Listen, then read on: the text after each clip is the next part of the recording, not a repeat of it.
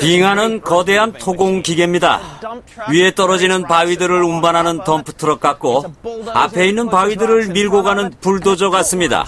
이 바위들을 빙퇴석이라고 하는데요. 빙하가 있던 자리를 알려주는 흔적입니다. 프란츠 요제프 빙하의 앞부분에서 20km 떨어진 곳인데요. 약 2만 년 전에 제가 있는 곳을 지나 바다로 흘러나가던 빙하가 이 바위들을 퇴적시킨 겁니다. 지금까지 남아있는 이 바위들은 한때 빙하가 있던 자리를 보여줍니다. 지구의 수천 년 역사를 압축한 이 컴퓨터 생성 화면을 보면 그동안 일어난 일을 알 수 있습니다. 낮은 이산화탄소 농도, 낮은 기온, 더 많은 눈과 얼음, 프란츠 요제프 빙하는 더 앞쪽으로 나와 있죠. 2만 년 전, 오늘날 육지의 30%는 거대한 빙하로 뒤덮여 있었고, 그래서 지구의 해수면은 지금보다 약 120m 낮았습니다. 그런데 지구의 궤도가 변하면서 기온과 이산화탄소가 증가했고, 빙하는 다시 녹았죠. 궤도가 조건을 만들었지만 그것만으로는 부족합니다. 그동안 일어난 변화를 설명하려면 이산화탄소의 증가와 감소로 인한 기온 상승과 하락 효과가 필요합니다.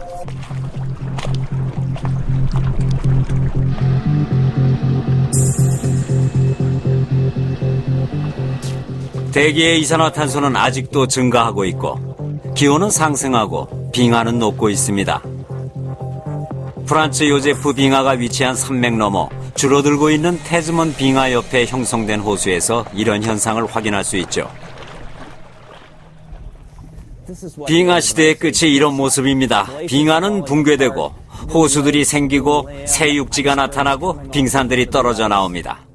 1980년대 초까지만 해도 이곳은 태즈먼 빙하 내부였습니다. 이제 거의 다 무너진 태즈먼 빙하는 여기서 6km나 떨어진 지점에서 끝나고 그 빙하로부터 형성된 호수에 빙산이 떠다니고 있죠. 하나의 빙하만으로는 지구 전체의 상태를 알 수 없지만 태즈먼 빙하뿐 아니라 지구의 빙하 대부분이 줄어들고 있습니다. 이것은 알래스카의 컬럼비아 빙하입니다. 지구온난화의 영향을 잘 보여주는 빙하인데요. 줄어드는 속도가 너무 빨라 극대륙 얼음 탐사팀은 저속 촬영 카메라의 위치를 옮겨야 했습니다. 아이슬란드에서는 기온 상승으로 이 빙하가 녹아내려 물줄기와 작은 호수들만 남겼습니다. 대기의 온도계는 상승을 나타냅니다. 도시에서 먼 대기의 온도계도 상승을 나타내고 땅과 바다를 봐도 위성에서 내려다봐도 기온 상승이 나타납니다. 지구가 더워지고 있는 건 분명한 사실이죠.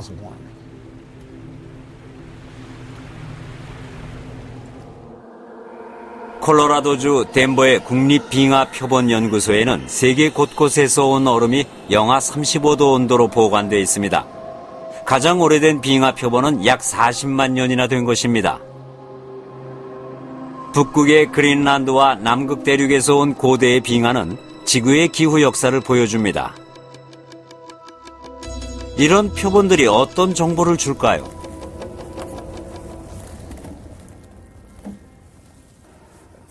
첫 번째는 제가 뉴질랜드의 서론에서 말씀드렸던 눈이 얼음으로 변한 층입니다. 여름, 겨울에 쌓인 층으로 나이테처럼 연대를 나타내죠. 다른 표본은 또 다른 정보를 주는데요. 5만 년 전에 아이슬란드의 화산이 폭발해 그린란드까지 날아간 화산재입니다. 표본들은 다른 중요한 비밀도 담고 있습니다. 이 기포들은 눈이 얼음으로 변하면서 고대의 공기가 갇혀 지금까지 보존된 것이죠.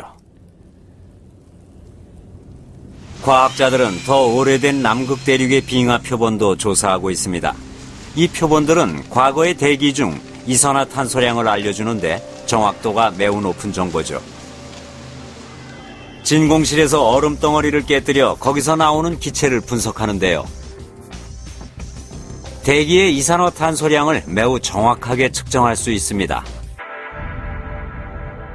물리학과 화학에 의하면 대기의 이산화탄소가 증가하면 기온이 올라갑니다. 또 지구의 기후 역사를 보면 그 영향으로 빙하가 녹고 해수면이 상승합니다.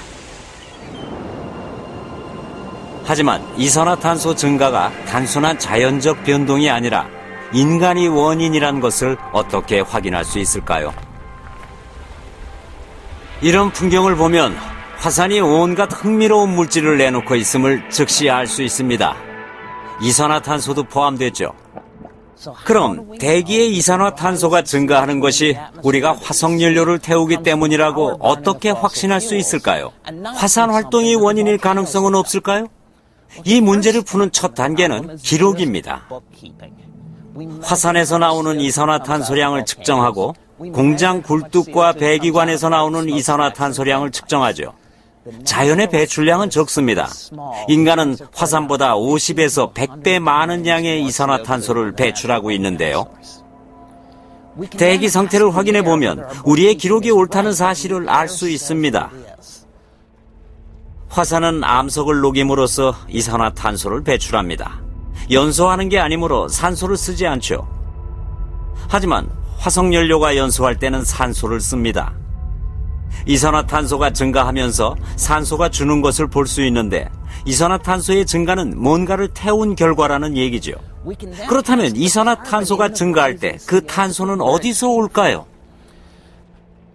탄소에는 세 가지 종류가 있습니다. 가벼운 탄소 12는 특히 식물에 흔하고 중간 무게의 탄소 13은 화산에서 나오는 기체에서 좀 더 흔히 볼 수 있죠. 다음은 무거운 탄소 14인데요.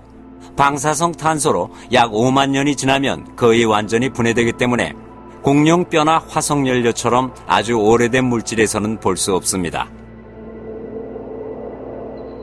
우리는 식물에서 나오는 탄소 12의 증가를 볼 수 있습니다. 탄소 13의 증가는 나타나지 않으므로 이산화탄소가 화산에서 나온 건 아니고 탄소 14의 증가도 나타나지 않으므로 최근에 살았던 식물에서 나온 것도 아니죠. 대기 조사에 따르면 증가하는 이산화탄소는 오래전에 죽은 식물에서 나온 것입니다. 따라서 대기 중의 이산화탄소는 우리가 태운 화석연료에서 나온 것이죠. 캘리포니아주 포트 어윈에서는 병사들에게 실전 감각을 길러주는 훈련을 합니다.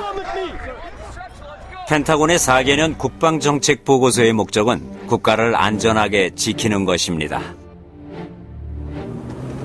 불확실한 세상에 대처하는 군사 전략이 담겼죠. 국방부는 장기적으로 모든 만일의 사태에 대비해야 합니다. 2010년 보고서에서 처음으로 그 만일의 사태에 기후변화가 포함됐죠.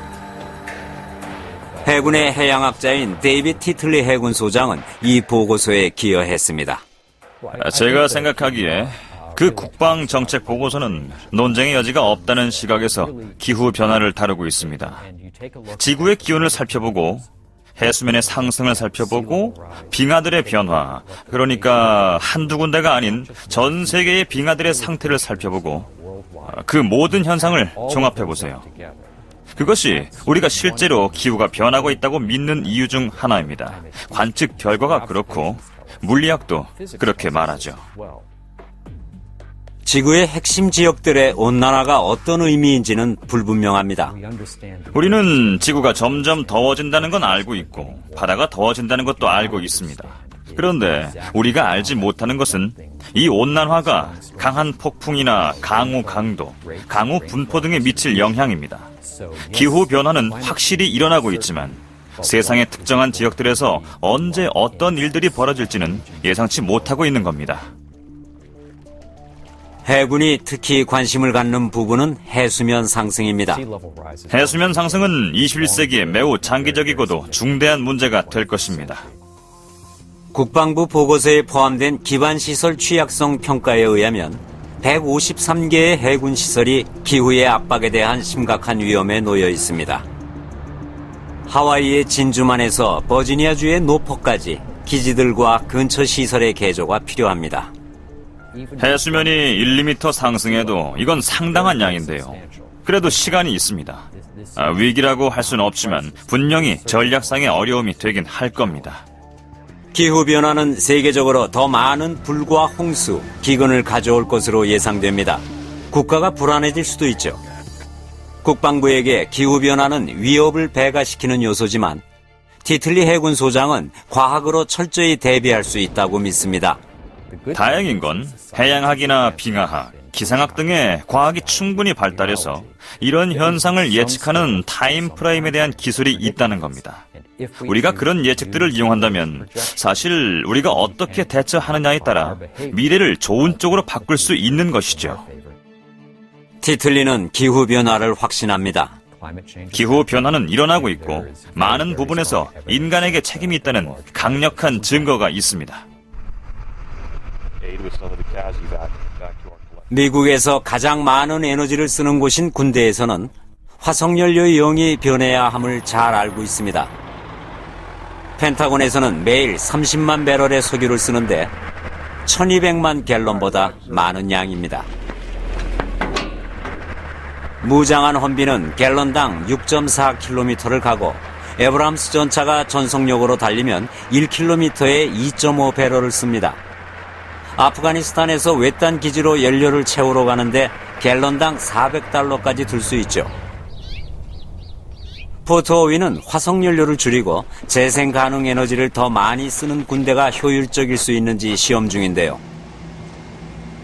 육군만 이런 노력을 하는 게 아닙니다. 캠프 펜들턴의 해병대원들은 아프가니스탄에 배치되는 에너지 절약 실험 전방 작전 기지에 대한 훈련을 받았습니다.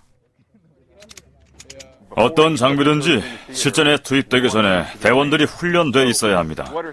어떤 것들이 당장 사용할 수 있고 확실히 실전 영역에서 변화를 줄 수 있는지 알아보는 거죠.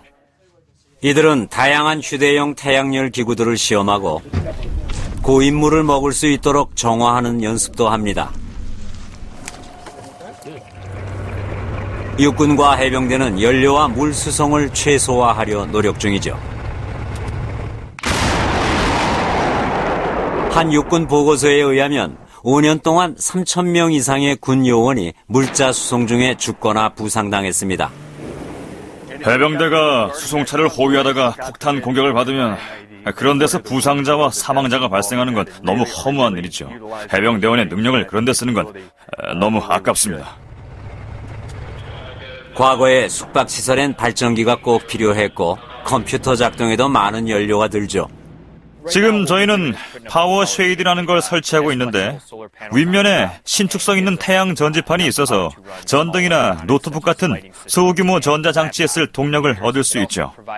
또 텐트에 그늘도 만들어줍니다. 아프리카에서 실험한 결과 텐트 안의 온도를 7도에서 10도까지 낮출 수 있다는 게 입증됐죠.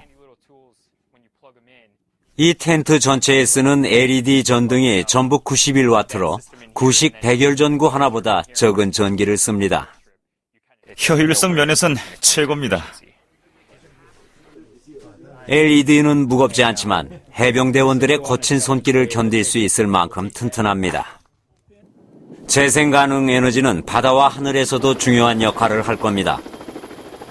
해군 전함인 메이킨 아일랜드는 점프 제트기와 헬기, 상륙정을 갖춘 상륙 강습 함정입니다. 가스터빈과 전기 합성 구동 장치를 모두 가진 최초의 배로 바다에 있는 75%의 시간 동안 합성 구동 장치를 쓸 수 있죠. 이 바다의 하이브리드 카는 첫 항해에서 연료비를 200만 달러나 절약했습니다. 미 해군은 2016년까지 대녹색 함대라는 것을 만들 계획입니다. 재생 가능 에너지로 작동하는 항모 전단인데요. 원자력선, 하이브리드 수상함, 바이오 연료로만 나는 항공기로 이루어진 함대입니다. 목표는 2020년까지 화석연료 사용을 50% 줄이는 것이죠. 아프가니스탄에 태양 동력 장치가 설치되자 발전기에 쓰이는 가스가 80%나 줄었습니다. 과거에 컴퓨터와 GPS, 레이더에 대한 국방부의 혁신은 민간에까지 확산됐죠. 앞으로 미군의 재생 가능 에너지 이용은 수입 석유에 대한 의존도를 줄이고 보안을 강화하고 인명과 돈을 아껴줄 겁니다. 미군이 미국에서 가장 많은 에너지를 쓴다면 지구에서 가장 많은 에너지를 소비하는 나라는 중국.